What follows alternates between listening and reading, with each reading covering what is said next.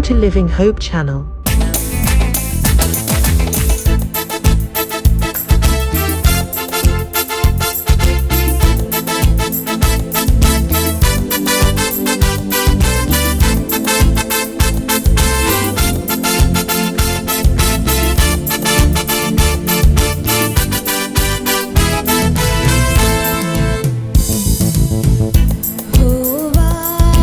राजा है सामर्थ से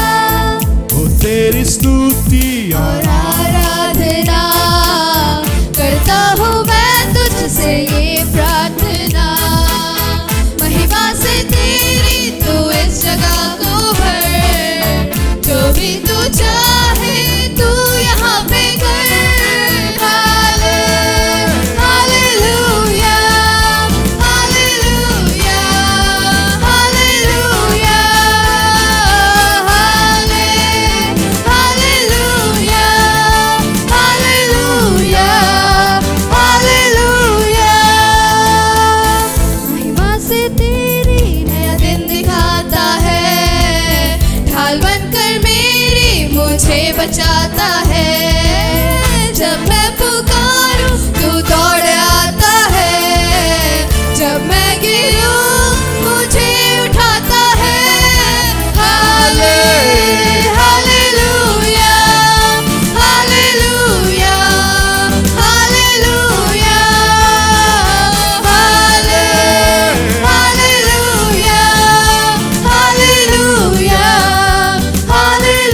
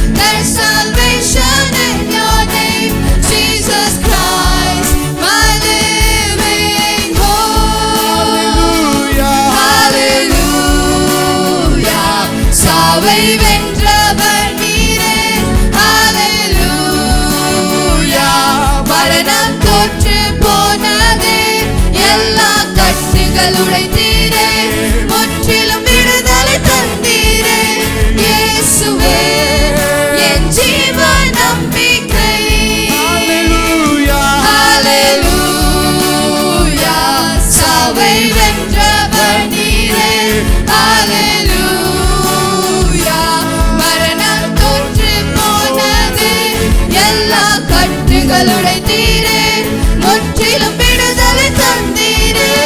இயேசுவே என் ஜீவ நம்பிக்கை, இயேசுவே என் ஜீவ நம்பிக்கை.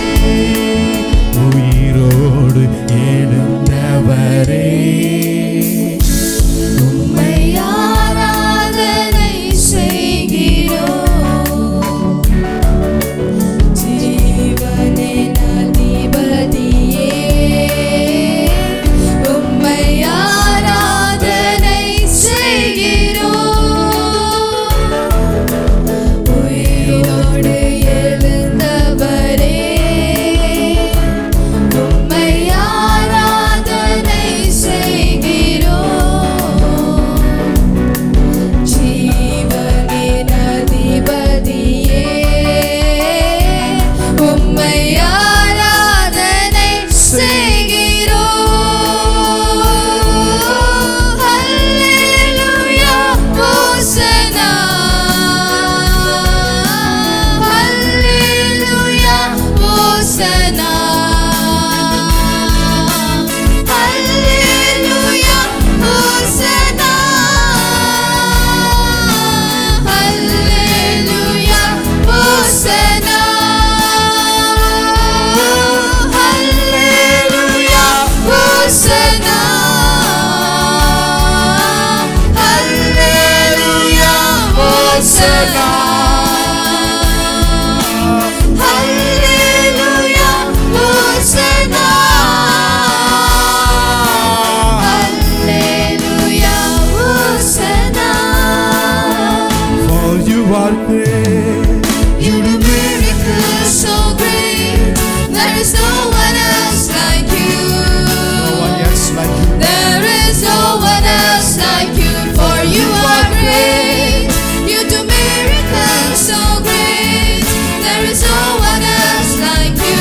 No one else like you. There is no one else like you.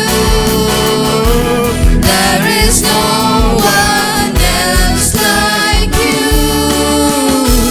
There is no one. Else like you.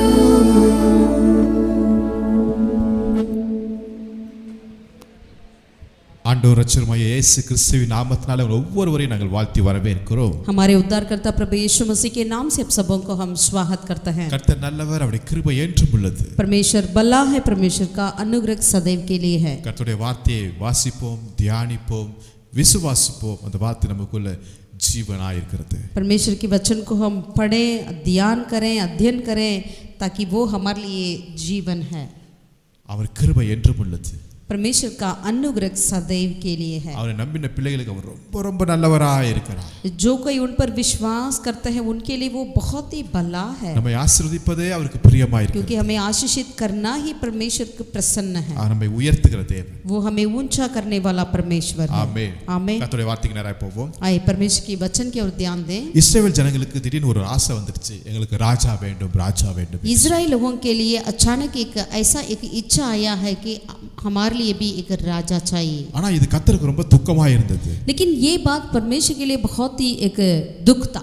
ஆரம்பத்திலிருந்து தேவன் அவளை அழகாய் நேர்த்தியாய் நடத்தி வந்தார். शुरुआत से लेकर परमेश्वर सुंदर तरीके से उन्हें अगुवाई कर कर ले आए थे। அவர் ஆபிரகாமோடும் ஈசாக்கோடும் யாக்கோபோடும் அதுக்கப்புறம் யோசேப்போடும் இஸ்ரவேல் ஜனங்களோடும் எகிப்திலையும் நேர்த்தியாய் அவரோட கூட இருந்து நடத்தி வந்தார். अब्राहम के साथ रहा, इसहाक, यूसुफ, याकूब और मूसा और इस्राएल लोगों के साथ मिस्र में, यानी इतने सुंदर तरीके से परमेश्वर ने अगुवाई किए हैं। அவர்கள் அடிமைத்தனத்தில் இருக்கும்போது கர்த்தர் பலத்த கிரியையினால நடப்பித்து அவரை எகிப்திலிருந்து வெளியே கொண்டு வந்ததை நான் பார்க்க முடியும். जब मिस्र में गुलामी में थे तब परमेश्वर ने बहुत ही महान कार्य को, अद्भुत चिन्हों को करकर उन्हें बाहर ले आए। 40 வருடகாலமாய் வனாந்திரத்தில் கர்த்தர் அவளை அழகாய் போஷித்தார்.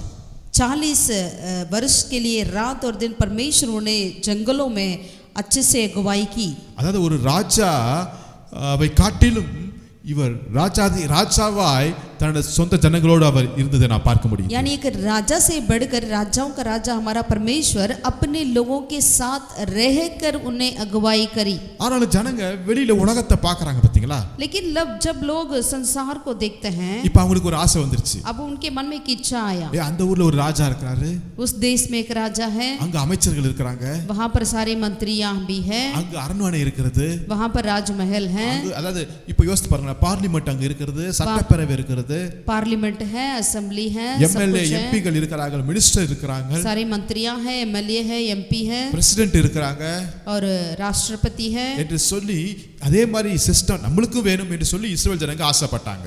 तो हमारे लिए भी ऐसा होना चाहिए करके इस्राएल लोग क्या किया, एक इच्छा किया. ஒருவேளை நினைச்சிருப்பாங்க இந்த சிஸ்டம் வந்துருச்சுன்னா இன்னும் ரொம்ப நல்லா இருக்கும்னு நினைச்சிருப்பாங்களோ தெரியும். अगर उन्होंने सोचा अगर ऐसा सिस्टम आ जाएगा तो अच्छा लगेगा करके. ஆனா இதை காட்டிலும் சூப்பரான ஒரு சிஸ்டம் பரலோகம் தன்னுடைய பிள்ளைகளுக்கு வைத்திருக்கிறதே அவங்க அறியாம போயிட்டாங்க. लेकिन उन्होंने ये नहीं जाना इससे बढ़कर परमेश्वर स्वर्ग से एक अच्छी सिस्टम को रखे हैं करके. ஜனங்கள் கேட்க ஆரம்பிக்கும் போது கர்த்தர் ஓகே அவங்க விருப்பத்தை சரி அப்படி சொல்லிட்டு வேண்டாம் வெறுப்போடு ஓகே சொல்லிட்டார். परमेश्वर जब लोग पूछ रहे थे तो परमेश्वर भी उनके लिए हाँ कर दिया, चलो कर लो करके. இப்போ ஜனங்களும் ஒரு பெரிய எதிர்பார்ப்போடு இருக்காங்க. अब लोगों के अंदर भी एक बहुत बड़ा इच्छा हुआ है, யார் இந்த இஸ்ரவேல் சரித்திரத்துல முதல் ராஜாவை ஆக போகிறாங்க என்று சொல்லி. कौन इस इजराइल के चरित्र में पहला राजा बनने वाला है. அதே போல பரலோகமும் ஒரு பெரிய எதிர்பார்ப்போடு இருக்கிறது, யாரை முதல் ராஜாவாக தெரிந்து கொள்ள வேண்டும் என்று சொல்லி. स्वर्ग भी एक बहुत ही इंतजार के साथ था किसको पहला राजा बनाया जाएगा. நம்மளுக்கு தெரிந்தபடி யாரை தெரிந்து கொண்டால் என்றால் சவுலை அங்கு தெரிந்து கொள்வதை பார்க்கிறோம். जैसे हम सब जानते हैं वैसे किसको चुन लिया गया है, साउल को चुन लिया गया है. இந்த சவுலுடைய காரியங்கள் ரொம்ப அற்பமாய் அங்க ஆரம்பிக்கிறது. साउल की बातें शुरुआत में देखा जाए तो इतना बड़ा सा कुछ भी नहीं था. 1 சாமுவேல் 9ஆம் அதிகாரத்துல இந்த இவருடைய காரியம் தொடங்குறதை நான் பார்க்க முடியும். यानी पहला शामिल 9वीं अध्याय से साउल की बातें शुरुआत होते हुए देख सकते हैं. ஆனா அந்த அதிகாரம் முடிந்து வரும்போது சவுலுடைய வாழ்க்கையில ஒரு பெரிய ஆசீர்வாதம் வருகிறது. लेकिन उस अध्याय के बाद देखा जाए तो उनके जीवन में एक आशीष को देख पाते हैं. கழுதையை தேடி வந்தவன் இப்ப ராஜாவாகிறதை நான் பார்க்க முடியுது. जिन्होंने गधा को ढूंढ कर आया था अब वो राजा बन चुका है. இதுல ஒரே ஒரு வசனத்தை நம்ம வாசிக்க போகிறோம். इसमें से एक वचन को हम पढ़ेंगे. 1 சாமுவேல் 9ஆம் அதிகாரத்துல पहला शामिल 9वें अध्याय में 24வது வசனம் 24वीं आयत को पढ़े. ரொம்ப அற்புதமான ஒரு வசனம். बहुत ही अद्भुत का वचन है. எவ்வளவு தேவன் தன்னுடைய பிள்ளையை நேசிக்கிறார் என்று நாம் பார்க்கிறோம். यानी कितने ज्यादा परमेश्वर अपने बच्चों से प्यार करते हैं करके इसमें देख सकते हैं. 23 24 வாசிக்கலாம். 23 और 24 को हम पढ़ते हैं. 1 சாமுவேல் 9ஆம் அதிகாரம் 23 24. पहला शामिल 9 अध्याय का. பின்பு சாமுவேல் சமையல்காரனை பார்த்து, நான் உன் கையிலே ஒரு பங்கை கொடுத்து வைத்தேனே, அதை கொண்டு வந்து வை என்றான்.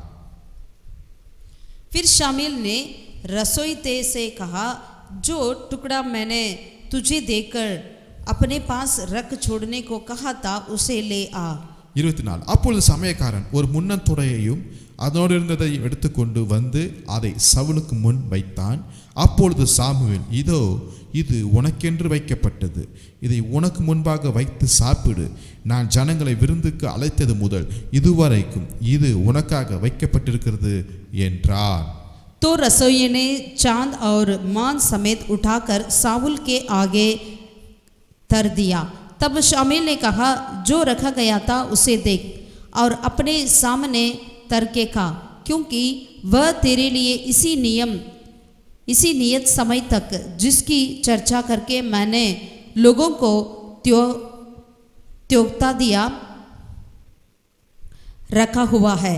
और साउल ने उस दिन शामिल के साथ भोजन किया. आमेन. आमीन. இதுல தமிழ் பைபிள்ல 3 வார்த்தைகள் வருகிறது பார்க்க முடியுது. यहाँ पर कुछ 3 शब्दों को देख सकते हैं. உனக்கென்று, உனக்கு முன்பாக, உனக்காக வைக்கப்பட்டிருக்கிறது.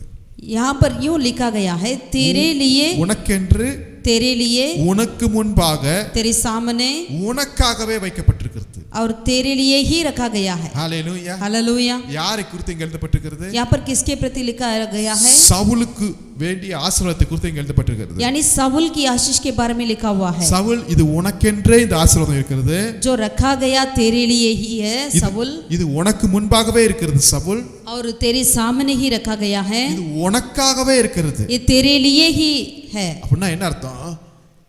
इसका मतलब क्या है? ஆசீர்வாதம் வேற யாருக்குமே கிடையாது. यानी ये आशीर्वाद जो है और किसी के लिए नहीं है. சவுலுக்கே ஒண்ணுமே புரிஞ்சிருக்காது உண்மையில. साउल के लिए भी खुद पता नहीं कितना समझा होगा. கழுதையை தன்னை தேடி வந்தேன். मैंने गधा को ही ढूंढने आया. அத விசாரிக்கிறதுக்கு தான் நான் இங்க வந்தேன். उसके प्रति पूछताछ करने के लिए ही मैं यहाँ आया है. என்ன நடக்குதுன்னே அவருக்கு தெரியாம இருந்தது. लेकिन यहाँ क्या हो रहा है करके उनको मालूम नहीं पड़ता. தேவன் எவ்வளவு சவுலை நேசிக்கிறார் பாருங்களேன். परमेश्वर कितनी ज्यादा साउल से प्रेम किए हैं. திருப்பி அந்த மூணு வார்த்தை நான் சொல்ல விரும்புகிறேன். दोबारा इन 3 शब्दों को आपसे कहना चाहते हैं. இது உனக்கென்று, இது உனக்கு முன்பாக, இது உனக்காகவே வைக்கப்பட்டிருக்கிறது. तेरे लिए, तेरे सामने और तेरे आगे ही रखा गया है. ஆமென். आमीन. ஹalleluya. हालेलुया. இது வேற யாரும் தொட முடியாது. इसे और कोई छू नहीं सकते हैं. வேற யாரும் இதற்கென்று உரிமை பாராட்ட முடியாது. और कोई भी इसका अपना नहीं कह सकते हैं. இங்கு பெரிய பிரபுக்கள் இருக்கலாம். यहाँ पर बड़े प्रभु हो सकते हैं. ஆசாரியர்கள் இருக்கிறாங்க. याजक है. தலைவர்கள் இருக்கிறார்கள். अधिपति है. விசேஷமாய் அழைக்கப்பட்ட ஜனங்கள் அங்கு இருக்கிறார்கள். विशेष रूप से बुलाया गया लोग भी वहां पर है. மூப்பர்கள் இருக்கிறார்கள். और पूर्णीय है. ஆனா அவர்களுக்கெல்லாம் இல்லாத ஒரு ஆசீர்வாதத்தை தேவன் உனக்காக வைத்திருக்கிறார். उन सब के लिए जो नहीं है ऐसे आशीर्वाद को परमेश्वर तेरे लिए रखा हुआ है. हालेलुया. हालेलुया. ஆசீர்வாதம் உனக்கென்றே இருக்கிறது. यानी ये आशीर्वाद तेरे लिए ही இது है. உனக்கு முன்பாகவே இருக்கிறது. ये तेरे सामने ही है. இது உனக்காகவே வைக்கப்பட்டிருக்கிறது. ये आपके लिए ही है. ஆமென். आमीन. இது ஆல்ரெடி கர்த்தர் ரிசர்வ் பண்ணி வச்சிருக்கிறார் உனக்காகவே. यानी पहले से ही परमेश्वर आपके लिए रिजर्व कर रखे हैं तेरे நீ लिए. வருவதற்கு முன்பாகவே கர்த்தர் இங்க நியமித்து வைத்திருக்கிறார். आप आने से पहले ही परमेश्वर इसे नियमित किया गया. ஆமென். இந்த வசனத்தை கேட்டுக்கொண்டிருக்கிற உங்கள்கிட்ட கர்த்தர் சொல்றாரு. इस वचन को सुनने वाले आप हर एक से प्रभु यूं कहते हैं. ஏதோ காரியத்துக்காக நீங்க வந்திருக்கலாம். आप किसी भी बात के लिए यहाँ पर आए क्यों ना हो. ஆனா கர்த்தர் உங்களுக்காக ஒரு ஆசீர்வாதத்தை உனக்கென்று உங்களுக்கு முன்பாக உங்களுக்காகவே அவர் ஆயத்தம் பண்ணி வைத்திருக்கிறார். परमेश्वर लेकिन आशीर्वाद को आपके लिए आपके सामने आपका ही नियुक्त कर रखे हैं. ஆமென். आमीन. என்ன ஆசீர்வாதம்னா वो कौन सा आशीर्वाद है. பார்க்கும்போது ஒரு முன்னன் தொடை அங்க வைக்கப்பட்டிருக்கிறது. यानी एक चांद को रखा गया है. ஆமா. எனக்கு ஆச்சரியமா இருக்குது. அங்க ஃப்ரிட்ஜ் எல்லாம் கிடையாது. ஆனா இவருக்காகவே அங்க ஆயத்தம் பண்ணி செய்து எப்படி அழகா நேர்த்தியா வைத்திருக்காங்க பாருங்களேன். यानी इन्हीं के लिए ही वहां पर तैयार कर रखा गया है. पता नहीं वहां पर फ्रिज तो नहीं था. அதே மாதிரி இதுதான் உண்மையிலே ரொம்ப டேஸ்டான ஒரு பாட்டா இருக்கிறது. यानी यही बहुत ही स्वादिष्ट अंक है. அப்ப ஆண்டவர் நமக்கு இன்று வைத்திருக்கிற காரியங்கள் எல்லாம் ஸ்பெஷலான ரொம்ப டேஸ்டியான சிறப்பான காரியங்களா தான் இருக்கும் यानी நிச்சயமா. परमेश्वर आपके लिए जो भी रखे हैं वो बहुत ही श्रेष्ठ होता है, बहुत ही स्वादिष्ट होता है. ஆமென். आमीन. இது சவுலுக்கு கிடைக்குது பாத்தீங்களா? ये बात जो है साउल के लिए मिला है. ஏன் இப்படி இவனுக்கு கிடைக்குதுன்னு பார்க்கும்போது क्यों इनके लिए मिला है. இவன் தகப்பனுக்காக வந்தான். यानी इन्होंने अपने पिता के लिए कुछ काम करने यहाँ पर आए थे. ஆமென். आमीन. தகப்பனுடைய கவலையை நீக்குவதற்காக வந்தான். यानी अपने पिता की चिंता को दूर करने के लिए ही यहाँ पर आया था. நல்லா புரிஞ்சுக்கொள்ளுங்க. अब ध्यान से सुनिएगा. நம்ம தகப்பனுக்காக நம்ம செய்யற ஒவ்வொரு காரியங்களுக்கும் ஆசீர்வாதம் உண்டுங்க. हम अपने पिता के लिए जो भी हम कार्य करते हैं उसके लिए एक आशीर्वाद होता है. சவுல் அவனுக்காக வரல இல்லையா? साउल जो है यहाँ पर अपने लिए नहीं आया. தகப்பனுடைய ஒரு காரியம் தொலைந்து போனது அதை தேடி இவன் கண்டுபிடிக்கும்படியாக வந்திருக்கிறான். यानी पिता का कुछ बातें खो गई थी, उसे ढूंढकर लाने के लिए यहाँ पर साउल आए थे. ஆமென். आमीन. ஹalleluya. हालेलुया. இன்னைக்கு இதை நீங்க ஆவிக்குரிய காரியத்துல நீங்க பார்க்கும்போது आज इसे यदि आप आत्मिक तौर पे देखा है நம்முடைய பரம தகப்பனா இருக்கிற ஒருத்தர், हमारा परमेश्वर अपना स्वर्गीय पिता है. அவருக்கென்று நம்ம எந்த ஒரு காரியத்தை செய்தாலும் ஆசீர்வாதம் எனக்கென்று இருக்கும், அது எனக்கு முன்பாகவே இருக்கும், அது எனக்காகவே வைக்கப்பட்டிருக்கும். अगर उनके लिए हम कुछ भी कार्य करें तो हमारे लिए आशीर्वाद हमारे लिए रखा जाता है, हमारे आगे ही होता है, वो हमारे लिए ही नियुक्त करके रखा गया है, அவன் தகப்பனுக்காக பிரயாசப்படுகிறான். क्योंकि उन्होंने अपने पिता के लिए उन्होंने इतना परिश्रम किया. இன்னைக்கு ஆண்டவருக்காக எத்தனை பேர் பிரயாசப்படுகிறோம்? आज अपने परमेश्वर के लिए कितने लोग हम परिश्रम करते हैं. தகப்பனுடைய கவலைகளை நீக்குவதற்காக அவன் என்ன செய்றான்? அவன் பிரயாசப்படுகிறதை பார்க்கிறோம். अपने पिता की चिंताओं को दूर करने के लिए उन्होंने परिश्रम किया. தகப்பன் போய் கழுதையை தேடி கண்டுபிடிச்சு வா என்கிற வார்த்தைக்கு அவன் கீழ்ப்படிந்ததனால இந்த ஆசீர்வாதம் வருகிறதை பார்க்க முடியும். यानी पिता ने कहा अब जाकर गधा को ढूंढ कर लेकर आओ करके उन्होंने आज्ञा मानी उस बात के लिए, इसीलिए ये आशीर्वाद यहाँ पर शाऊल के लिए मिला है. ஹல்லேலூயா. हालेलुया. ஒரு மாம்ச தகப்பனுக்கே கீழ்ப்படிந்து இவ்வளவு ஆசீர்வாதத்தை சவுல் பெற்றானா, ஆவிக்குரிய தகப்பன் ஒருத்தர் இருக்கிறாரு. அவருடைய கவலைகளை நம்ம நீக்குவதற்காக, அவருடைய காரியத்திற்கென்று நம்ம உழைக்கும் போது, பிரயாசப்படும் போது, அவருக்கென்று நம்ம ஊழியம் செய்யும் போது நிச்சயமாய் கர்த்தர் நம்மை ஆசீர்வதிக்க அவர் போதுமானவராய் இருக்கிறார். यदि एक शारीरिक पिता की चिंताओं को दूर करने के लिए, उनकी बातों की आज्ञा मानने के लिए जाएंगे तो इतनी आशीष मिलता है, तो हमारे स्वर्गीय पिता की बातों के लिए आज्ञा मानकर हम करेंगे, स्वर्गीय पिता की कामों को करेंगे तो हमारे लिए कितनी बड़ी आशीष है, क्यों ना मिलेगी, वो सचमुच हमारे लिए मिल जाएगी. आमीन. ஹல்லேலூயா. हालेलुया. ஹல்லேலூயா. हालेलुया. ஓகே, இந்த சவுலுடைய வாழ்க்கையை நம்ம பார்க்கிறோம். शाऊल की जीवन को हम देखते हैं. இப்ப சவுல் ஆண்டவருடைய பார்வையில ரொம்ப விசேஷமான மாறிட்டார். अब शाऊल जो है परमेश्वर की नजर में बहुत ही श्रेष्ठ बन चुका है. அழைக்கப்பட்டவனா மாறிட்டார். उन्होंने बुलाया हुआ व्यक्ति बन गया है, முன் குறிக்கப்பட்டவராய் மாறிட்டார். यानी पहले से ही नियुक्त चुना हुआ व्यक्ति बन गया சோ है. ஆண்டவருடைய ஆசீர்வாதம் எல்லாம் சவுல் மேல இறங்குகிறது. अब परमेश्वर की सारी आशीषें शाऊल के जीवन में उतर आया. அவன் வேறு மனுஷனாய் மாறுகிறார். वो एक और व्यक्ति बन गया है. தேவ அபிஷேகம் அவன் மேல வருகிறது. परमेश्वर का अभिषेक उनके जीवन में आया. தீர்க்க தரிசனம் அவன் மேல வருகிறது. भविष्यवाणी उनके ऊपर आ रही है. தேவனுடைய பிரசன்னம் அவனை முற்றிலுமாய் சூழ்ந்து கொள்ளுகிறது. परमेश्वर की उपस्थिति उनकी चारों तरफ घेर लिया है. முழு பரலோகமும் இப்போ சவுல் மேல ஆளுகை செய்து கொண்டு வருகிறது. यानी स्वर्ग अपनी सामर्थ्य से उनके ऊपर राज्य कर रही है. அப்ப இது எவ்வளவு ஒரு பெரிய கிருபை அம்மாவா இல்லையா? यानी ये कितनी बड़ी अनुग्रह है, हाँ कि नहीं? நிச்சயமாகவே பெரிய கிருபைங்க. सचमुच में बहुत ही बड़ा अनुग्रह है. இவங்க அப்பா வந்து கீஸ் என்று சொல்லப்பட்டிருக்கிறது. इनका पिता जो है कीस करके लिखा हुआ है. ஒன்றாம் அதிகாரத்துல 1ஆம் வசனத்தை வாசிக்கிறோம். 9वें अध्याय का पहला आयत में हम पढ़ सकते हैं. கீஸ் வந்து பயங்கர மகா பராக்கிரமசாலியா இருக்கிறார். कीस जो है वो पराक्रमशाली था, பென்யமீன் கோத்திரத்தனா இருக்கிறார். बेन्यामीन गोत्र का था. அது இல்லாம இந்த சவுலை குறித்து வசனம் போடப்பட்டிருக்கிறது.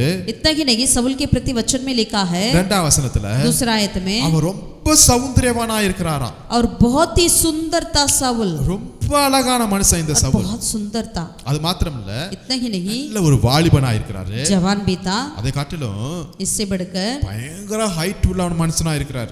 और बहुत ही लंबा था. அப்ப எல்லா கேரக்டருமே சூப்பரா இருக்கு இல்லையா சவுலுக்கு? यानी शाऊल के अंदर देखा जाए हर एक कार्य, उनका स्वभाव गुण जो है अच्छा है. பென்யமீன் கோத்திரம், बेन्यामीन का गोत्र, அவங்க அப்பா பராக்கிரமசாலி. उनका पिता एक पराक्रमशाली था. அதுக்கப்புறம் என்னது, இவன் ரொம்ப அழகானவன், और शाऊल बहुत ही सुंदर भी था, நல்ல ஹைட், நல்ல வெயிட்டானவன். और सारे लोगों से यही लंबा व्यक्ति था. இன்னும் சொல்ல போனா சவுல் ரொம்ப தாழ்மையான மனுஷன். और ये बहुत ही दीन व्यक्ति भी था. ஏன்னா உன்னதான் ராஜாவாக்க போகிறேன்னு சாமுவேல் சொன்ன உடனே சவுல் என்ன சொல்றாரு, जब आपको ये राजा बनाने जा रहे करके शामिल ने कहा, तब इन्होंने क्या बोला? 21ஆம் வசனத்துல 21वीं आयत में, நான் இஸ்ரவேல் கோத்திரங்களில் சிறிதான பென்யமீன் கோத்திரத்தான் அல்லவா, பென்யமீன் கோத்திரத்துக்கு குடும்பங்கள் எல்லாம் என் குடும்பம் அற்பமானது அல்லவா என்று சொல்லி சவுல் ரொம்ப நம்மை தாழ்த்துகிறார். यानी शाऊल अपने आप को इतना दीन किया, मैं अपने बेन्यामीन गोत्र में मैं सबसे छोटा हूँ और अपने परिवार में भी मैं सबसे छोटा हूँ करके वो कह रहा था. तो அப்பாவுடைய வார்த்தைக்கு கீழ்ப்படிந்தவன், यानी पिता की बातों को वो मानने वाला व्यक्ति था. சோ இதெல்லாம் பார்த்து தேவ கிருபை அவன் மேல அற்புதமாய் இறங்கி வருகிறது. इन सारी बातों को देखकर परमेश्वर के अनुग्रह उनके जीवन में बहुत ही अद्भुत तरीके से उतर आया. இப்போ இஸ்ரவேலின் முதல் ராஜாவாய் மாறிட்டார். यानी अब इजराइल का पहला राजा बना हुआ है. ஓகே, இதே சவுல் என்கிற நேம்ல यही शाऊल नाम में புதிய ஏற்பாட்டில் ஒரு மனுஷன் இருக்கிறார். नया नेम एक व्यक्ति है. அவரை நீங்க பாத்தீங்கன்னு வச்சுங்களேன், अगर उनको आप देखेंगे तो இவர் நல்ல பராக்கிரமசாலி, நல்ல ஹைட் நல்ல வெயிட்னு வசனம் போடப்பட்டிருக்கிறது. इनके प्रति तो वचन में लिखा है साउल एक शक्तिशाली था और बहुत ही लंबा था और बहुत सुंदर भी था. ஆனா கலாத்தியர்ல நீங்க வாசிக்கும்போது लेकिन यदि गलातियों की पत्री में पढ़ेंगे तो அங்கு ஒரு சவுல் இருக்கிறாரு. यहाँ पर एक साउल है. அவர் ரொம்ப சரீர பலவீனமான ஒரு மனுஷன். वो शरीर में बहुत ही कमजोर व्यक्ति था. ரொம்ப வீக்னஸ் உள்ள மனுஷன். यानी बहुत ही एक कमजोर व्यक्ति था, बलहीन व्यक्ति था. இன்னொரு வசனத்துல நம்ம வாசிக்கும்போது और एक वचन में भी पढ़ सकते हैं முள்ளு குத்திக்கிட்டே இருக்குதுன்னு சொல்லுகிற மனுஷன். उनके शरीर में कुछ घाटे थी, वो हमेशा उसको काटता था. பிலிப்பியர் 3 அதிகாரத்துல फिलिपियों की 3 अध्याय में தன்னை குறித்து அந்த சவுலை குறித்து ஒரு பெரிய லிஸ்ட் வருகிறது. साउल के प्रति एक बहुत बड़ा सूची पत्र आता है. நான் 8ஆம் நாளில் விருத்தசேதனம் பண்ணப்பட்ட மனுஷன். मैं 8वीं दिन खतना किया हुआ हूँ. 3:5 நம்ம வாசிக்க முடியுது. 3 अध्याय 5वें आयत से लेकर पढ़ सकते நான் हैं. பென்யமீன் கோத்திரத்தான். मैं इजराइल का वंश हूँ, बेन्यामीन का गोत्र हूँ. நான் எபிரேயர் பிறந்தவன். मैं इब्रानियों का इब्रानी हूँ. நான் நியாயப்பிரமாணத்தின்படி பரிசேயன். व्यवस्था के विषय में यदि कहो तो मैं फरीसी हूँ. பக்தி வைராக்கியம் உள்ளவன். उत्साह के विषय में यदि कहो तो मैं कलीसिया का सताने वाला हूँ. பாருங்க ஓல்ட் டெஸ்டமென்ட் சவுல் லிஸ்டையும் பாருங்க நியூ டெஸ்டமென்ட் சவுல் லிஸ்டையும் நீங்க கம்பேர் பண்ணும்போது எது ரொம்ப நல்ல மனுஷன்னா ஆட்டோமேட்டிக்கா ஓல்ட் டெஸ்டமென்ட் சவுல் தான் ரொம்ப நல்ல மனுஷன். यदि पुराना नियम नया नियम की साउल के बारे में देखा जाए कौन अच्छा व्यक्ति करके देखते हैं तो जरूर पुराना नियम का व्यक्ति साउल ही अच्छा है. ஏன்னா ஓல்ட் டெஸ்டமென்ட்ல அவன் நல்ல பராக்கிரமசாலி நல்ல அழகா இருக்கிறவன். இங்கே சவுல்ல பார்க்கும்போது நியூ டெஸ்டமென்ட்ல அவன் வியாதி உள்ளவன் கொஞ்சம் பெருமை பிடிச்ச ஆள் மாதிரி இருக்கிறாரு. पुराना नियम में देखते हैं तो वो साउल जो है वो एक दीन व्यक्ति था और सुंदर था और पराक्रमशाली था. लेकिन यहाँ पर नया नियम में देखते हैं तो साउल को वो एक बलहीन व्यक्ति था और लगता है कि घमंडी भी है. நான் கமலியின் பாதத்துல படிச்சவன். मैं गमालियल के पास पढ़ा था. நான் எபிரேயன். मैं इब्री हूँ. எனக்கு நியாயப்பிரமாணம் எல்லாம் கரைச்சு குடிச்சவன். मैं व्यवस्था को अच्छे से जानता हूँ. அதுல நான் சபைக்கு எதிராய் வாழ்ந்தவன். और मैं कलीसिया को सताता हूँ. சபையை துன்பப்படுத்தினவன். कलीसिया को सताने वाला हूँ. விசுவாசிகளை அடித்து நொறுக்கின மனுஷன். विश्वासियों को मैं मारता हूँ. இப்போ யோசித்து பாருங்க. अब सोचिए இந்த ரெண்டு பேர்ல யார் பெஸ்ட்? इन दोनों में से कौन अच्छा है? ஆட்டோமேட்டிக்கா நம்ம யாரை டிக் பண்ணுவோம்? ऑटोमेटिकली हम किसको कहेंगे? ஓல்ட் டெஸ்டமென்ட் சவுல் தான் டிக் பண்ணுவோம். पुराना नियम की साउल को ही टिक मारेंगे. எல்லாம் கரெக்ட்டா பெர்ஃபெக்ட்டா இருக்குது. सारी चीजें बहुत ही बिल्कुल अच्छा है. நல்லா கவனிங்க. आप ध्यान से सुनिए. ஆண்டவருடைய கிருபை இந்த பழைய ஏற்பாட்டு சவுல் மேல அதிகமா இருக்குது. परमेश्वर का अनुग्रह ये पुराना नियम की साउल के ऊपर बहुत ही ज्यादा था. ஆண்டவர் அவனை ராஜாவாக்கி அலங்கரித்து அதை பார்த்து ரசிக்க ஆரம்பிச்சிட்டார். परमेश्वर ने राजा बनाया और उन्हें इतना सुंदर बना लिया था. ஆனா लेकिन நாட்கள் ஆக ஆக दिन होते ही இதுதான் ரொம்ப முக்கியமான பாயிண்ட். यही मुख्य है. ஆமா ஆசீர்வாதம் வந்த பிறகு जैसे आशीर्वाद मिला उसके बाद நல்ல ஒரு பொசிஷன் பதவி கிடைச்ச பிறகு यानी एक अच्छे से एक पद मिल गया उसके बाद நல்ல பிரபலமான பிறகு यानी आप बहुत ही फेमस होने के बाद கொஞ்சம் வாழ்க்கை மாறுகிறதை நான் பார்க்கிறோம். उनका जिंदगी जरा सा बदली हो रही है. ஆமா பழைய ஏற்பாட்டு சவுலுடைய வாழ்க்கை நீங்க பாத்தீங்கன்னா पुराना नियम की साउल को देखेंगे तो ஆரம்பத்துல எல்லாம் நல்லா இருந்துச்சு. शुरुआत में सब कुछ अच्छा था. சாமுடைய வார்த்தையை கீழ்ப்படிச்சாரு. उन्होंने शामिल की बातों को आज्ञा माना. கர்த்தருக்கு பயந்து நடந்தாரு. परमेश्वर का डर भय रहा இவங்க தீர்க்க தரிசனம் சொல்லிட்டு இருந்தாரு. और भविष्यवाणी करता रहा. நல்ல ராஜாவா இருந்தாரு. अच्छा राजा था. வசதிகள் வர வர लेकिन जैसे उनके पास कुछ चीजें आने लगी, நல்ல வசதிகள் வர வர अच्छे अच्छे सुविधाएं आने लगी, பணம் வர வர வர पैसा आने लगी, மனுஷனுடைய இதயம் எல்லாம் மாறுது. उनका हृदय बदली हो रही है. நல்லா கவனிங்க. ध्यान से நம்ம सुनिए. லைஃப்ல கூட இப்படி எல்லாம் வருவதற்கு சான்ஸ் இருக்கு. हमारे जीवन में भी ऐसा होने के लिए संभव है. இப்ப சவுலுடைய வாழ்க்கை अब साउल का जीवन அவசரப்படுகிறவனாய் மாறிட்டான். यानी थोड़ा जल्दीबाजी करने वाला बन गया. கீழ்ப்படியாதவனாய் மாறிட்டான். यानी आज्ञाकारिया ना मान रहा है. விக்கிர ஆராதனைக்கு பின்னாடி போயிட்டான். मूर्ति पूजक बन गया. எவ்வளவு மோசமான அனுபவம் பாருங்களேன். कितना अनुभव है देखिएगा. ஆண்டவர் கிருபை அவன் மேல அவ்வளவா இருந்துச்சு. परमेश्वर का अनुग्रह उनके ऊपर इतना ज्यादा था. ஆனா நியூ டெஸ்டமென்ட் சவுல் ரொம்ப மோசமானவனாய் பெருமை பிடித்திட்டு சபைக்கு விரோதமா இருக்கும்போது அவன் மேல டிக்கே விழும்பலங்க. जब पूरा नया नियम का साउल को देखेगा वो लगता है कि घमंडी है, बलहीन है और कलीसिया को सताने वाला था. ऐसा व्यक्ति था. उनके प्रति किसी कुछ टिक मार्क तो नहीं हुआ। யாருக்குமே அந்த சவுல் புதிய ஏற்பாடு சவுல் பிடிக்கவே பிடிக்காது இல்லையா? किसी को कोई भी व्यक्ति नया नियम की सவுल को पसंद नहीं करेंगे शुरुआत में। விசுவாசிகள் சபையார் கூட எல்லாம் ஓடி போறாங்க பேரை கேட்டாவே। वहां पर विश्वासी सारे कलीसिया वाले भाग रहे थे उनके नाम सुनते ही। ஆனா இந்த பழைய ஏற்பாட்டு சவுல் எல்லாம் வந்த பிறகு கொஞ்சம் கொஞ்சமாய் மாறுது அவன் லைஃப்। लेकिन पुराना नियम का सவுल जैसे चीजें उनके पास आने लगी, सुविधाएं आने लगी, उनका जीवन बदलने लगा। ஒரு இடத்துல ஒரு வார்த்தைக்கு எதிராக அவர் செயல்படுகிறார்। एक स्थान पर हम पढ़ सकते हैं उन्होंने परमेश्वर के वचन के विरोध करने लगा। 1 சாமுவேல் 13ஆம் அதிகாரத்தில் पहला शामुएल 13वीं अध्याय में 8ஆம் வசனத்துல வாசிக்கிறோம்। 8वीं आयत में 13:8ல 13:8 का அவன் தனக்கு சாமுவேல் குறித்த காலத்தின்படி 7 நாள் மட்டும் காத்திருந்தான், சாமுவேல் கில்காலுக்கு வரவில்லை। ஜனங்கள் அவனை விட்டு சிதறி போனதை பார்த்துட்டு உடனே என்ன சொல்றாரு சவுல், சர்வாங்க தகன பலிகளும் சமாதான பலிகளும் என்னிடத்தில் கொண்டு வாருங்கள் என்று சொல்லி சர்வாங்க தகன பலிகளை செலுத்தினார்। पहला शामुएल 13वीं अध्याय का 8वीं और 9वीं आयत को पढ़ते हैं। वह शामुएल के टकराए हुए समय अर्थात 7 दिन तक बाट जोता रहा, परंतु शामुएल गिलगाल में ना आया और लोग उसके पास से इधर उधर होने लगे। तब शाऊल ने कहा, होम बलि और मेल बलि मेरे पास लाओ। तब उसने होम बलि को चढ़ाया।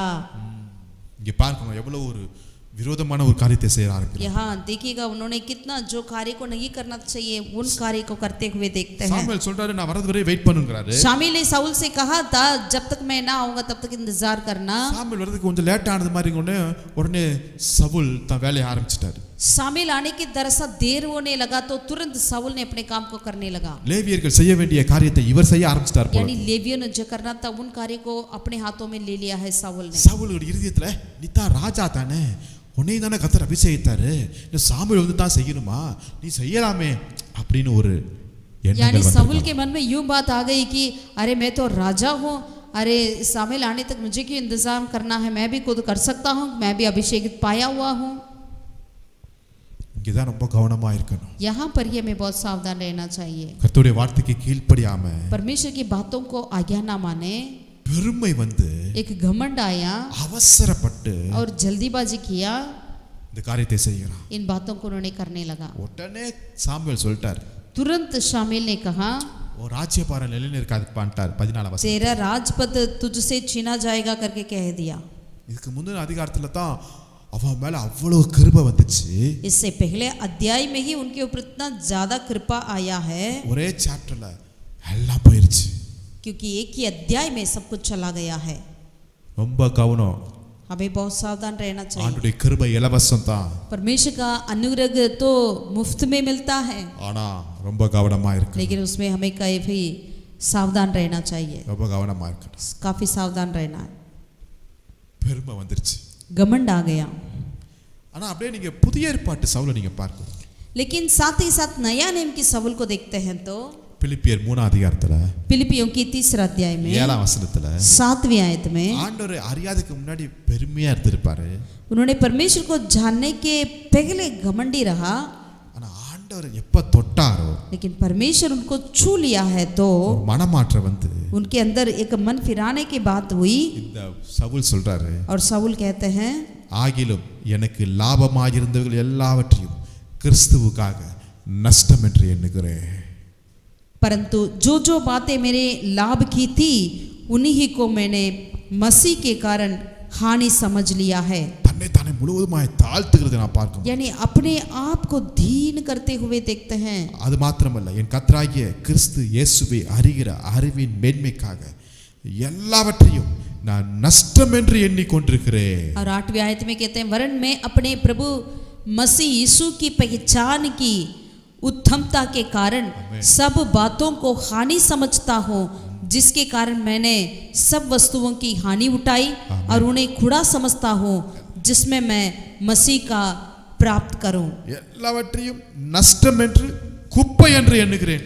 सारी वस्तुओं को हानि उठाई और उन्हें कूड़ा समझता हूँ। கிறிஸ்து எனக்கு ஜீவன், मसीह मेरे लिए जीवन है சாவு எனக்கு ஆதாயம், और मरना तो मेरे लाभ है, சிலுவை எனக்கு மேன்மை என்றார்।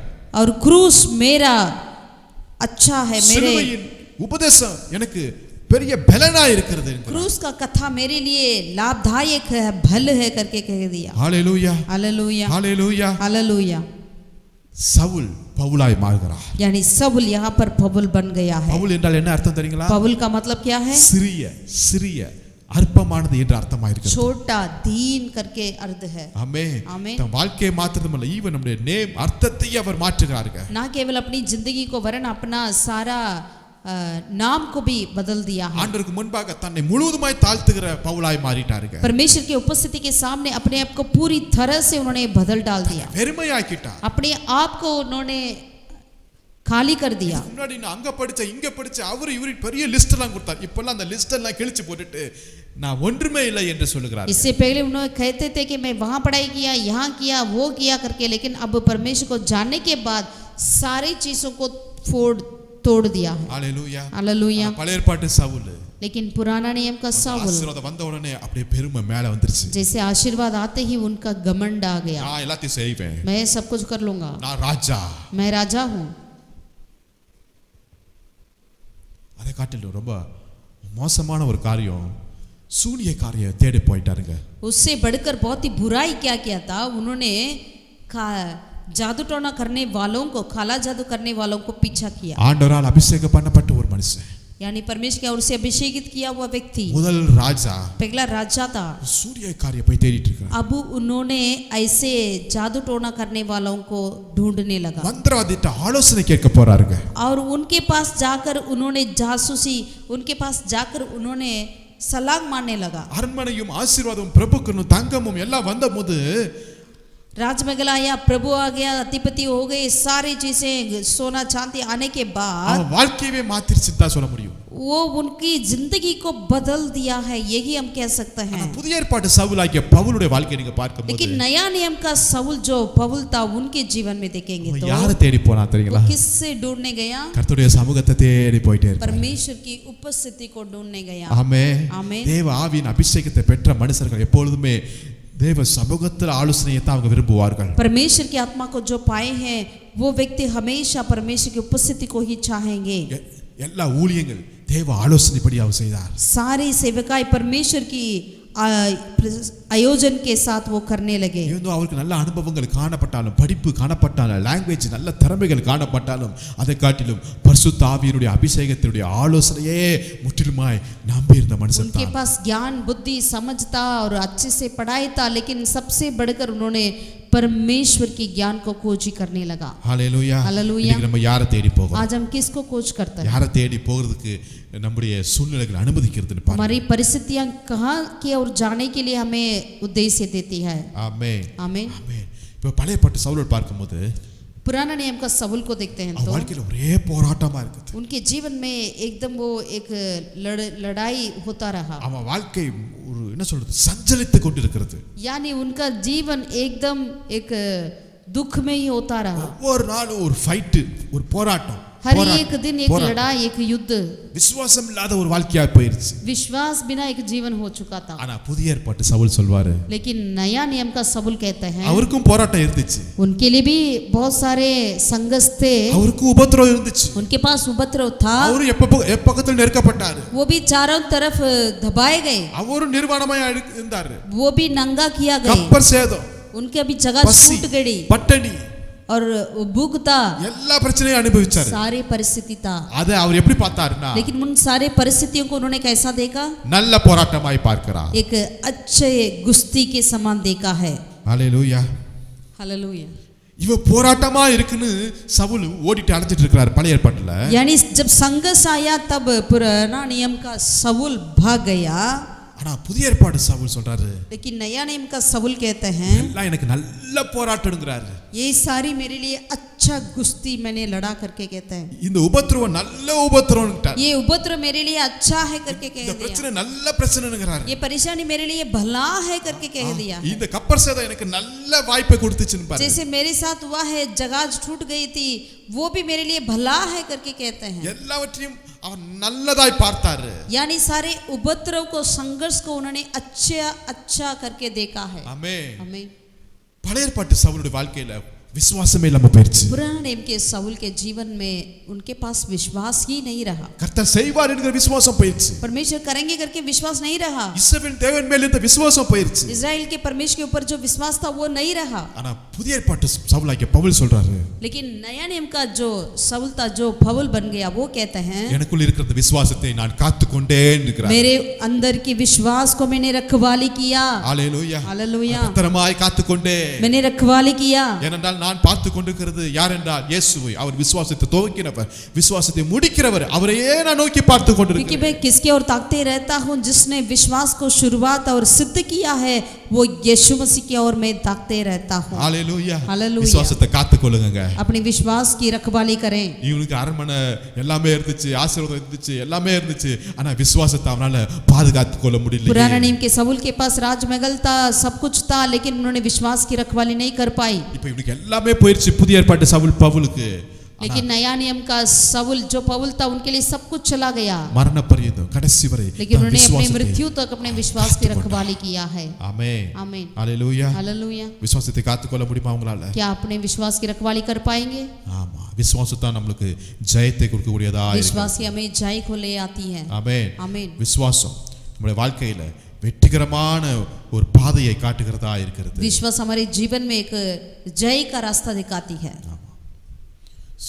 பழைய ஏற்பாட்டு சவுலுடைய மரணத்தை பார்க்கும்போது ரொம்ப என்ன சொல்றது, ஒரு மோசமான ஒரு மரணம். पुराने नियम की शाऊल की मृत्यु को देखेगा, इतना बुरा था. ஒரு முதல் ராஜாவுடைய மரணம், இறுதி நாட்கள் இவ்வளவு மோசமா இருந்துச்சு. पहला राजा का उनकी अंतिम दिन और अंतिम समय और उनका मृत्यु तक इतना बुरा था. எடுத்து வாசிப்போம். आइए पढ़ेंगे. 1 நாளாகமம் 10வது அதிகாரம் पहला इतिहास उसका 10वें अध्याय 13ஆம் வசனத்துல. 13वें आयत को पढ़ेंगे. 1 நாளாகமம் 10:13ல पहला इतिहास 13वें अध्याय 10वें अध्याय का 13वीं आयत. அப்படியே சவுல் கர்த்தருடைய வார்த்தையை கைக்கொள்ளாமல் கர்த்தருக்கு செய்த தன் துரோகத்தை நிமித்தமும் அவன் கர்த்தரை தேடாமல் அஞ்சனம் பார்க்கிறவர்களை கேட்கும்படிக்கு தேடின நிமித்தம் அவன் செத்து போனான். यूं शाऊल उस विश्वासघात के कारण मर गया जो उसने यहोवा से किया था, क्योंकि उसने यहोवा का वचन ठाल दिया था. फिर उसने बुद्ध सिद्धि करने वाली से पूछकर सम्मति ली थी. செத்து போனான். वो मर गया. என்னங்க அவர் மரிக்கிற வயசாங்க? क्या उनका मरने का उम्र था क्या? மரிக்கிற வயசு அல்ல. ऐसा नहीं है. ஆரம்பத்தை பாருங்களேன், அவன் லைஃப் ஆரம்பத்தை பாருங்களேன். उनके जीवन की शुरुआत को देखिए. ஒரு கழுதையை தேடிட்டு வந்தவர் एक गधा को ढूंढ कर आया था. கர்த்தர் கூப்பிட்டு கிருபை மேல கிருபை கொடுத்து, ஆசீர்வாதத்தை கொடுத்து, நல்ல உயர்வை கொடுத்து, பேரை கரப்படுத்தி, அரண்மனையை கொடுத்து, நாட்டை கொடுத்து, தேசத்தை கொடுத்து, எல்லாத்தையும் கொடுத்து ஆசீர்வதித்தார். परमेश्वर ने उनके लिए सब कुछ दिया, राजमहल दिया, देश दिया, लोगों को दिया, मंत्रियों को दिया, सारा उनका सब वैभव उनको सब कुछ दिया है. ஆனா எல்லா கிருபையும் இலவசமா வந்ததை அந்த கிருபை அவன் விருதாவாய் செலவு பண்ணான். यानी जो अनुग्रह से मिला है उन सारे कार्य को उन्होंने व्यर्थ कर दिया. இப்போ அவன் மரணம் இன்னும் ரொம்ப மோசமா இருக்கு. अभी उनका मृत्यु बहुत बहुत बुरा था. ஒரு புறஜாதி வந்து அவனை கொல்ல வேண்டிய நிலைமைக்கு வந்து यानी एक अन्य जाति आकर उनको मार डाला. மரிக்கிற வயசே அல்ல. उनका मरने का उम्र भी नहीं रहा. இஸ்ரவேல் நாட்டுடைய முதல் ராஜா அந்த கிரீடத்தை கர்த்தர் கொடுத்திருப்பாரு. इस्राएल देश की पहला राजा करके परमेश्वर ने मुकुट दे रखे थे. அது கிரீடம் எல்லாம் அவரை விட்டு விலகுது. अब वो सब कुछ उनसे दूर हो गया. புதிய ஏற்பாட்டு பவுல் வரும்போது नया नियम का पौल के पास आएंगे. அவர் சொல்றாரு, वो कहते हैं எனக்கென்று ஒரு கிரீடம், நீதியின் கிரீடம் வைக்கப்பட்டிருக்கிறது. मेरे लिए एक धार्मिकता का मुकुट रखा गया है. ஹalleluya. हालेलुया. அவர் மரணத்தின் நேரத்தை பாருங்களேன். उनकी मृत्यु का समय को देखिएगा. இவன் மரணம் போது கிரீடமே போயிடுச்சு. यानी शाऊल की पुराना नियम की शाऊल की मृत्यु के समय पर उनका मुकुट चला गया उनसे. ஆனா புதிய ஏற்பாட்டு சவுலுக்கு சொல்றாரு, என் ஓட்டத்தை ஜெயமாய் ஓடி முடித்தேன். लेकिन नया नियम का शाऊल कहता है मैं अपनी दौड़ को पूरा किया है, என் விசுவாசத்தை காத்துக்கொண்டேன். विश्वास की रखवाली की. நான் இயேசு கிறிஸ்துவால் எதற்காக பிடிக்கப்பட்டனோ அதை பிடித்துக் கொள்ளும்படி ஆசையாய் தொடர்கிறேன் என்கிறார்கள். मैं यीशु मसीह के लिए जिस बातों के लिए पकड़ा गया हूँ उस बातों को मैंने पूरा कर रहा हूँ। ஹalleluya. हालेलुया। அவர் மரிக்கும்போது என்ன ஒரு விசுவாசத்தின் வார்த்தையை நீங்க பாருங்க. उनकी मृत्यु के समय पर उनकी विश्वास से भरे हुए वचन को देखिएगा। ஒரு நம்பிக்கையான வார்த்தை வருகிறது. एक आशा से भरा हुआ शब्दों को देख सकते हैं। மரணத்தை குறித்து கவலையே இல்லாம அவர் மரிக்கிறத நான் यानी मृत्यु के प्रति उनके पास जरा सा भी चिंता नहीं है। மரண நேரத்துல கூட சொல்றாரு சந்தோஷமாயிருங்கள். மீண்டும் சொல்றேன் சந்தோஷமாயிருங்கள், மகிழ்ச்சியாயிருங்கள். मृत्यु के समय पर भी वो यूं कहता है, मैं फिर कहता हूँ आप अनंत प्रभु में आनंदित रहो, सदा के सदा आनंदित रहो। கர்த்தருக்குள் மகிழ்ச்சியா இருப்பது நம்முடைய தேவ பலனா இருக்கிறது। यानी प्रभु में सदा आनंदित रहना ही हमारा भल है। நீதியின் கிரீடத்தை நான் பெற போகிறேன் என்கிறாருங்க। हम धार्मिकता का मुकुट को मैं पाने वाला हूँ। என் ஓட்டத்தை ஜெயமாய் ஓடி முடித்தேன் என்கிறார்। मैं अपने दौड़ को जय के साथ पूरा किया हूँ। ஹalleluya. हालेलुया। பழைய ஏற்பாட்டு சவுலுடைய ஸ்டார்டிங் செம்மையா இருந்துச்சு। पुराना नियम का सவுल का शुरुआत अच्छा रहा, ஆனா எண்டிங் நத்திங்ல இருந்துச்சு। लेकिन उनका एंड तो कुछ नहीं है। புதிய ஏற்பாட்டு சவுல் ஸ்டார்டிங் நத்திங், ஒண்ணுமே இல்ல। लेकिन नया नियम का सவுल का जीवन शुरुआत कुछ नहीं था। பலவீனத்தோட தான் ஆரம்பிச்சாரு, वो बलहीनता के साथ शुरू किया, முள்ளோட ஆரம்பிச்சாரு। कांटे के साथ शुरू किया, ஆனா எண்டிங் लेकिन उनका एंड ग्लोरी क्राउन, अंतिम तो उनका महिमा से भरा हुआ, मुकुट से भरा हुआ। ஹalleluya. हालेलुया। பழைய ஏற்பாட்டு சவுலுடைய கையில எப்பொழுதுமே ஈட்டியோட தான் அழைச்சிட்டு இருப்பாரு। पुराने नियम का सவுल का राजा का हाथों में हमेशा तीर को रखते थे। யார அடிக்கணும், யார किसको கொல்லணும், किसको मारना कर। அப்படிப்பட்ட ஒரு கோபம், வெறி, எரிச்சல் அவங்களுக்குள்ள வந்துருச்சு। कुछ जलन था, ऐसा कुछ गुस्सा था उनके अंदर। ஆனா புதிய ஏற்பாட்டு சவுலுடைய கையில ஈட்டி இல்ல, எழுதுகோலை கர்த்தர் கொடுத்தார்। लेकिन नया नियम के सவுल के जीवन में उनके हाथों में परमेश्वर तीर को नहीं वरन लिखने वाली பேனாவை கர்த்தர் கொடுத்தார்। एक कलम को प्रभु ने दिया। எழுத ஆரம்பிச்சார்। उन्होंने लिखने लगा, நிருபங்களை எழுதுறாரு, पत्रियों को लिखा, ஒவ்வொரு சபைக்கும் எழுதி हर கொண்டிருக்கிறார்। एक कलीसिया के लिए उन्होंने लिखने लगा। இன்றைக்கு வரை அவருடைய எழுத்து நம்மை உயிர்ப்பித்துக் கொண்டிருக்கிறது। आज तक वो उनका जो लिख के पत्रियां हमारे लिए जीवन को लेकर आती है। ஹalleluya. हालेलुया। நல்லா கவனித்துக் கொள்ளுங்கள்। अब ध्यान से सुनिए, உனக்கென்று உனக்கு முன்பாக உனக்காகவே கர்த்தர் வைத்திருக்கிற அந்த கிருபையை, ஆசீர்வாதத்தை ஒரு நாளும் வீணாய் எண்ணிராதீர்கள்। आपके लिए आपके सामने आपका ही रखा गया उस अनुग्रह को कभी भी व्यर्थ मत करिएगा। நீங்க பராக்கிரமசாலியா இருக்கலாம், आप जितने भी शक्तिशाली क्यों ना हो, ஹைட் வெயிட் அழகு எல்லாமே சூப்பரா இருக்கலாம், आपका लंबाई आपका सुंदरता सब कुछ अच्छे क्यों ना हो, எல்லா ஆசீர்வாதமும் இப்ப உங்களை தேடி வந்துருச்சு, सारे आशीर्वाद आपको ढूंढ कर आए क्यों ना हो, அதை காட்டிடும் लेकिन उससे बढ़कर உங்க மேல இருக்கிற கிருபை, அபிஷேகம் ரொம்ப முக்கியம்। आपके ऊपर की अभिषेक अनुग्रह वो बहुत ही मुख्य है। உங்களை தாழ்த்தி கொண்டே இருப்போம்। हम अपने आप को दीन करें, கர்த்தருடைய வார்த்தைக்கு கீழ்ப்படிறது அவசியம்। परमेश्वर के वचन को आज्ञा मानना अवश्य है। ஆமென்। आमीन। இந்த ரெண்டு சவுல்ல இருந்து இந்த காரியத்தை நம்ம கற்றுக்கொண்டிருக்கிறோம்। इन दोनों सவுल के जीवन में से हम इन बातों को सीखते हैं। உங்களுக்கென்று உங்களுக்கு முன்பாக உனக்காக வைக்கப்பட்டிருக்கிற கிருபையை ஒரு நாளும் குறைவாய் எண்ணி விடாதீர்கள்। आपके लिए आपके सामने आपका ही जो रखा गया उस अनुग्रह को आप कभी भी व्यर्थ मत करिए। கர்த்தர் உங்களை ஆசீர்வதிப்பார்। प्रभु आपको आशीषित करें। ஜெபிக்கலாம்। आइए प्रार्थना करें। நல்ல பிதாவே, நன்றியோடு உம்மை ஸ்தோத்திரிக்கிறோம்। भला परमेश्वर हम धन्यवाद करते हैं, கிருபையின் தேவன் अनुग्रह का परमेश्वर எங்களை அழைத்து हमें बुलाकर எங்களுக்கென்று எங்களுக்கு முன்பாக எனக்காகவே நீங்க வைத்திருக்கிற எல்லா விதமான நம்முடைய ஆசீர்வாதத்துக்காக, திட்டங்களுக்காக, நம்முடைய கிருபைகளுக்காக, அபிஷேகத்திற்காக நன்றியோடு உம்மை ஸ்தோத்திரிக்கிறோம்। हमारे लिए हमारे सामने हमारे ही जो रखा गया उस अनुग्रह के लिए खुदावन हम तेरा लाखों धन्यवाद करते हैं। கொடுத்த இந்த இலவசமான இந்த கிருபையை, இந்த ரட்சிப்பை, இந்த அபிஷேகத்தை நான் காத்துக்கொள்ளும்படியாக எனக்கு கிருபை செய்வீராக। हमारे लिए मुफ्त से दिया हुआ अनुग्रह को, इस उद्धार को, इस अभिषेक को हम रखवाली करने पाए। இந்த பணமோ, இந்த உலக ஆசீர்வாதங்களோ, இந்த பதவியோ ஒரு நாளும் என்னை வழிவிட்டு விலக்கி கொண்டு போகாதபடி நாங்கள் உண்மையாய் நிற்க எங்களுக்கு கிருபை செய்யும்। ये पदवी, ये पैसा, ये धन दौलत हमें कभी भी तेरे खुदावन बुल्लाहट से अलग ना करने पाए। எப்பொழுதுமே எங்க இருதயத்தை உமக்கு நேராய் உம்முடைய வார்த்தைக்கு கீழ்ப்படிறதுக்கு எங்களை ஒப்பு கொடுக்கிறோம்। हमेशा हम अपने हृदय को राजा तेरे वचन की और तेरे वचन की आज्ञा मानने के लिए ही समर्पित करते हैं। எங்களை தாழ்த்துகிறோம்। हम दीन करते हैं। உலகத்தின் காரியங்கள், ஆசீர்வாதங்கள் எல்லாம் நஷ்டம் என்று, குப்பை என்று நாங்கள் எண்ணுகிறோம்। इस संसार के सारे कार्य को हम प्रभु तेरे कारण हम कूड़ा समझते हैं, உம்முடைய நாமத்தை மாத்திரம் மகிமைப்படுத்து। केवल तेरे नाम को महिमा करते हैं। எங்களுடைய தொடக்கத்தை காட்டிலும் எங்களுடைய முடிவு ஆசீர்வாதமாய் இருப்பதாக. हमारी शुरुआत से खुदावन हमारा अंत जो है वो आशीष से भरे மீட்பர் रहे. இயேசு நாமத்தில் ஜெபிக்கிறேன் எங்கள் ஜீவனுள்ள நல்ல பிதாவே. उद्धारकर्ता यीशु के नाम से हम प्रार्थना करते हैं खुदावन. ஆமென் आमीन. ஆமென். आमीन. கர்த்தர் உங்களை ஆசீர்வதிப்பார். यहोवा परमेश्वर आप सभी को आशीषित Thank you, करें. praise the Lord. God bless you. सबको जय मसीह की. Praise the Lord.